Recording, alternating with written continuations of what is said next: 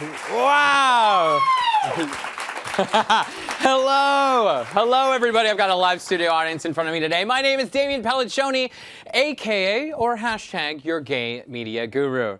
I want to welcome my first fabulous live studio audience to this week's edition of Boys in Tech. Thank you guys so much for being here. Who was watching you? Like, so you guys both locked eyes with different celebrities. Tell me about it. Yeah, well, you know, when we walked into our spotlight, behind me, I guess, was Katy Perry.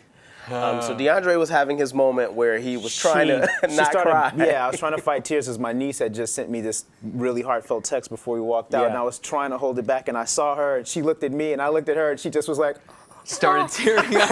oh, no, don't do that, please don't do that. So he began boo-hooing, and so then I'm like, oh gosh, I promised myself I wasn't gonna be a bubbling fool on television. So I tried to look away from him, and when I looked away from him, I caught eyes with Paul McCartney. Is your dog a tad overweight? Fido can't fetch so well anymore? Doggy liposuction a little out of your price range? Well, I found the perfect answer to getting bougie in perfect shape. FitBark is a tiny, smart activity monitor that helps you understand your dog's health and behavior in a way that was never available before. Monitor her progress and take action where appropriate. How is she feeling? How many activity bark points is she getting today? How is she reacting to a life-changing event? FitBark gives you breed-specific guidelines so you can see where she stands compared to the other dogs. You can also share her activity report and keep others posted on how she's progressing.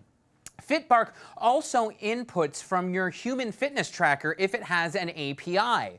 They say that dogs sometimes look like their owners.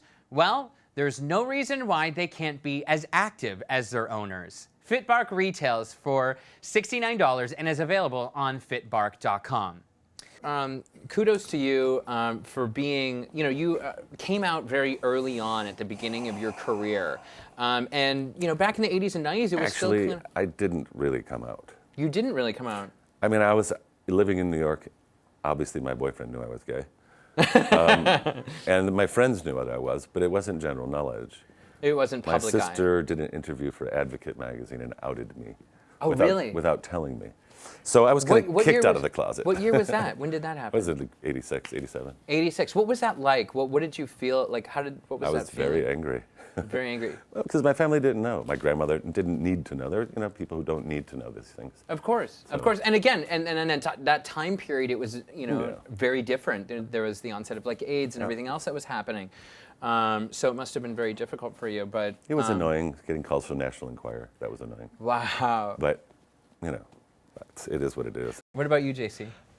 My favorite line in the season is not one that I wrote. It's in episode 3, and Dom and Lynn are in the bathhouse, and Lynn is describing what the bathhouse used to be like, and he has this great line that says, "It was really fun, and then it wasn't." And I feel like that's such a beautiful way of summing up so much of what gay people went through, and I think it also perfectly encapsulates the way our show deals with like gay history and gay culture. Definitely. It's like a very simple way of expressing it, but also really profound and I think beautiful. Yeah. I don't know, there's so many scenes that I like, but I think in the pilot there's a scene where Richie and Patrick meet on the train that I particularly like, and I don't know if there's a line, but Richie says pretty blue eyes drink 2 for 1, and I just love the way that Raul performed that and the way that he and Jonathan perform that scene, and just I think it's so exciting the way that paths can cross in the city and